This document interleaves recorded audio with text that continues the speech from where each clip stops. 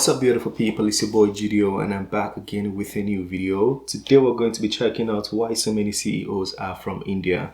This is going to be my first time checking this video out, but I really want to know why.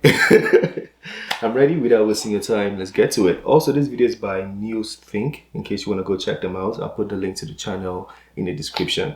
Without wasting your time, let's get to it. Google, Adobe, Microsoft, and IBM are all run by people who grew up in India. The latest to join these ranks is grew up. They were not born in India and migrated. They actually were born and raised there. Twitter CEO Parag Agrawal, who took over from Jack Dorsey. People originally from India make up 1% of the total US population, yet about 6% of Silicon Valley's workforce. So why are there so many tech CEOs who hail from India?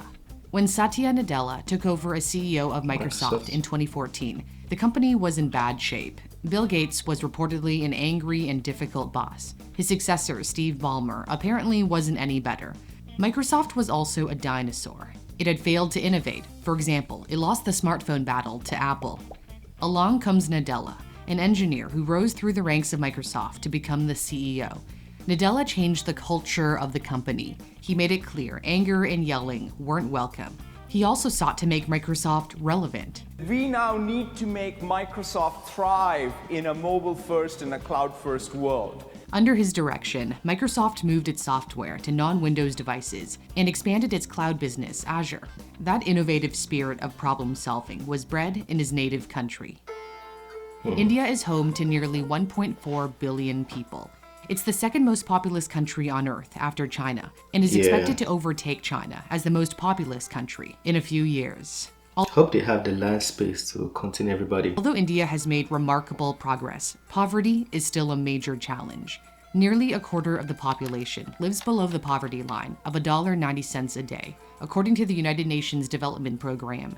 They face corruption, poor infrastructure, and limited opportunities. So they learn to be resilient, adapt, and overcome endless obstacles. This leads them to be problem solvers, a key asset in any corporation. Sundar Pichai has had to solve many problems after taking over at the helm of Google in 2015, at a time when big tech is being scrutinized over the power they hold. He became the archetype of a kinder, calmer, gentler leader in tech. Pichai earned an engineering degree at one of the Indian Institutes of Technology. The IITs are kind of like the Indian equivalent of MIT, with an even lower acceptance rate, reportedly of 1 or 2%. After Pichai graduated, his ticket to America came in the form of a master's at Stanford. Going to a top grad school in the States is how many Indians land up in the land of opportunity. They appear to follow. Indians are very educated. I was in a class when I was doing my master's degree. I thought I was like, I have arrived because I was doing my master's degree, but I was in a class with people who had double masters. Like some people who were doing masters just to get an extra certificate. They already had PhDs. I'm like, guy, why are you here? Yeah, Indians are very educated. This well-trodden path. They did their undergrad at a great school in India, got a master's in the US, where they studied STEM, science, technology, engineering, and mathematics. More than half of all international students in America pursued a STEM degree in the past academic year. American immigration favors people with specialized skills. After Pichai graduated, he went on an H-1B visa to work at consulting firm McKinsey. The H-1B allows American companies to employ foreign workers, many of whom are in IT-related fields. The US government awarded nearly 75% of these visas to Indians in 2020. In comparison, China trailed far behind in second, at 12%. The fact that so many Indians very valuable then. Can speak English is a tremendous Do it for Nigeria too. Yeah. What percentage is Nigeria? disadvantage in the West, and they're comfortable with American business culture, possibly because it mirrors the thriving IT industry back home in Bangalore, Chennai, and Hyderabad.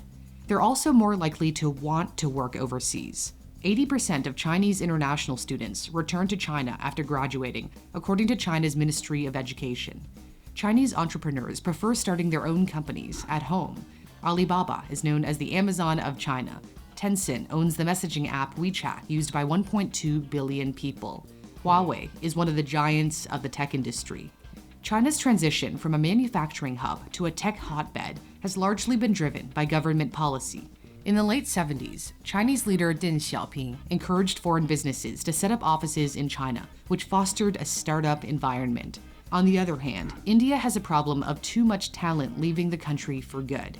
It has the highest number of migrants living abroad at 17.5 million, according 17.5 million people. to the UN. And more Indians gave up their passports to become naturalized American citizens in 2020 than the Chinese, continuing the trend from past years. However, the brain drain from India may be starting to recede. An increasing number of homegrown Indian startups are becoming unicorns, meaning the companies are valued at 1 billion or more. The data platform Traction tells Newsthink India created 47 unicorns in 2021, a significant jump from the 17 in 2020, and even less in years past. The tech ecosystem is being bolstered by powerful investment firms such as SoftBank that have been pumping money into Indian startups. But in order to entice more people to remain in their native country, salaries will have to catch up with those in the West. True, that's a big problem in many countries because they pay more in the West. That's just the fact. They pay more. Average American tech worker earns around $98,000 a year, according to the online recruiting platform Dice.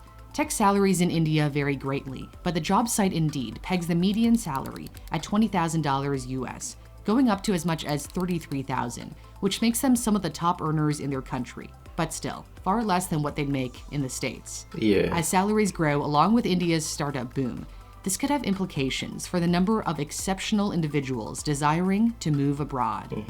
The one thing that the CEOs of tech giants have in common is their strong background in engineering. If you wanted to improve your STEM skills, my sponsor Brilliant can help you achieve your goals. Brilliant is a website and app that lets you tackle math, science, and computer science concepts. That's a very smart way to introduce an app, but in a fun and hands-on way. You can develop your critical thinking skills through their recently updated logic course that forms the basis for mathematical reasoning. Or you can jump right into their popular mathematical fundamentals course to master algebra, logic, and number theory. There's something for everyone, whether it's the foundations of computer science or learning about cryptocurrency. If you're stuck on a question or get an incorrect answer, you can read the explanation to see where you went wrong. Brilliant is free to sign up if you head to the custom link in my description, brilliant.org/newsthink. And my link will receive for Newsthink. Oh, that's everything. I'm Cindy Palm. Cindy Palm. All right. That was a very informative video by Cindy Palm. Why so many CEOs are from India. I believe even though she used India in the context, we can relate being from other parts of the world, especially speaking about leaving your country to study, like do your master's. When you get to different countries, you experience better income and then you choose to stay. That in reverse causing like brain drain from your country. Like she mentioned a lot of points and everything. I feel like we can relate with all of those things. But yeah, it makes sense. Indians, to start with, are very, very educated people. Like they like to go to school. I'm sorry, I just had to say it because I was in a class when I came here for my master's degree. I thought like that was a big deal. But when you're in a class full of Indians where everybody already had a master's degree and you're like, then why are you here? They were more advanced than you, more knowledgeable, more experienced, and yeah, it would make sense why they're the CEOs. Like, I wouldn't even take anything away from them. Let them do their thing. Let me know what you think of that one. If you want us to bring more videos like this to the channel, feel free to let me know in the comment section. This is the end of this video. Don't forget to smash the like button, subscribe if you're new to the channel. I'll see you on the next video. Have a wonderful day. Peace.